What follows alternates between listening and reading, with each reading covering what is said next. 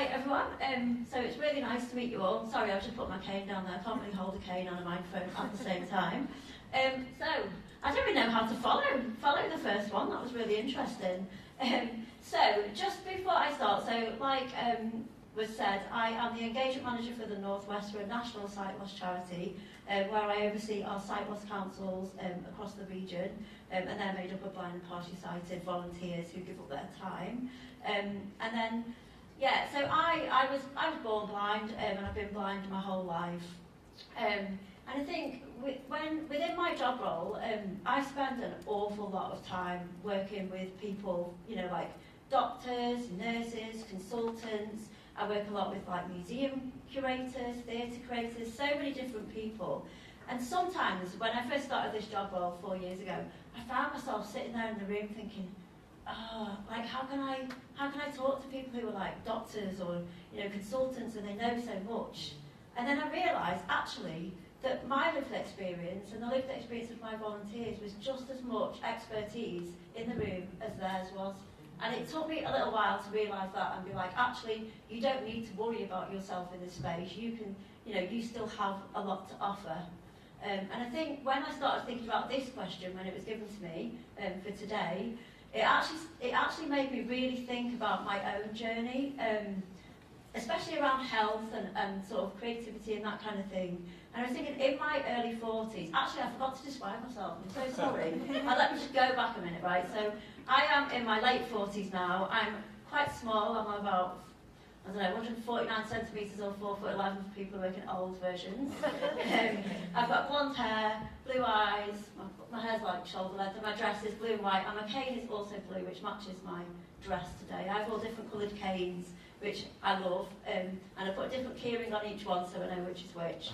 Anyway, right, back in the room, and that's what I was actually talking about.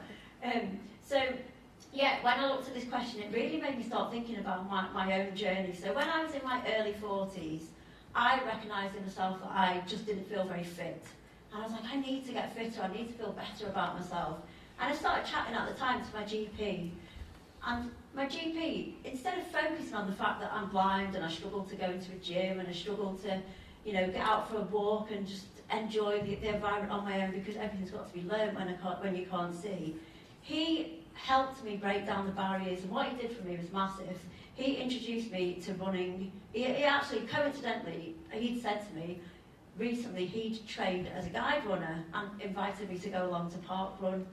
And like that interaction with him changed so much for me because he wasn't seeing that I was blind. He was seeing the barriers. He was seeing that I couldn't get outside on my own and run. I'd only go on walks that I knew the route of. You know, it was maybe difficult to get to a local park run. I needed a guide. And he thought about all of those things. And you know, it was never going to make me be able to see. That's fine, I don't want to. But what it did do, it made me get out there and get doing some exercise. So that made a massive impact on my life to get me into running, you know, start with park runs, going to half marathons, and all those kind of things. And it removed all the barriers. And for me, that's what this is all about. It's about removing the barriers from people, not seeing the condition or the disability. It's about seeing the person and taking those barriers away. And I think we use that, you know, a lot of the time within my job role where we're working with health organisations and then talking to them about, you know, someone might be coming for an appointment for their health and you're focusing on their condition, but actually what you need to focus on is their participation and focus on the fact that, you know, they're a person, they need to be able to navigate a health appointment correctly or whatever it is they're going to. And the same when we work with museums and art galleries and all the places that we do. You know, it's so important that people can access those and it's not just like an add-on at the end. It's not just like, oh, actually, we need to make this accessible for disabled people. That needs to be done right from the beginning, and that is so important. Recently, I oversaw a project, I led a project in Merseyside. It's called Through Our Eyes, and it's a photography project that I did with a group of blind and partially sighted people. We went out on train journeys and took photographs, and then we worked with a photographer to explain our vision impairments. And then this exhibition is now up at Southport Railway Station, and it'll be up between Southport and Liverpool, all the railway stations soon, which is great. And this exhibition shows, it might show like a bridge, and you'll see the picture of the bridge, but then you will also see that same photograph from the person's perspective, like how they see it. And I think what this does, it put the people who were disabled, who were blind and partially sighted, at the centre. They weren't just represented, they were leading that project, and people now see through our eyes, through what we see.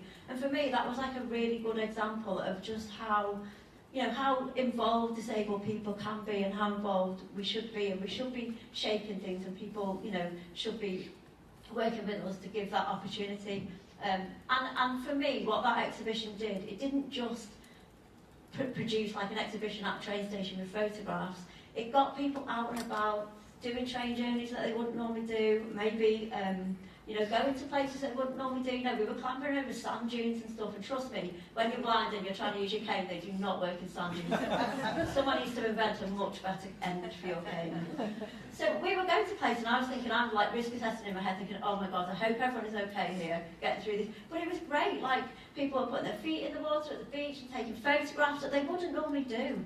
Probably wouldn't normally get to these places because they're difficult to get to on your own when you can't see.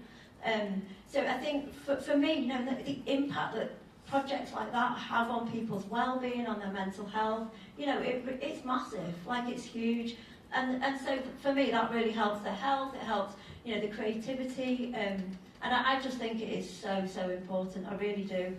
And so, you know, what I would say today is that, you know, the thing that I'd want people to think about, that if we're genuine about disabled expertise, then, you know, we need to be more genuine about it. Like, why are we still treating it as a consultation? You know, why are we asking people after? We need to be asking people from the get-go to be involved, and it to just be part of, like, life, not an afterthought. So we really want to start making people think, you know, about being genuine about it, and not just people coming along and sharing their lived experience and then that be it. You know, that is real expertise, and it's took me a long time to realise that. 1 minute left. I'm nearly done, so that's fine. I started my career off as a journalist. I worked in PR, I did all kinds of things. I've only later come into this role where I'm working with other blind and partially sighted people. And, you know, that feeling I had that I talked about at the beginning, where I didn't feel like an expert in the room with people who I thought were much more qualified and clever and theoretical than me, I realised that doesn't matter. The lived experience is so important. So yeah, that's what I would leave you with, is let's stop treating it as a consultation and let's be more genuine about it. Thank you.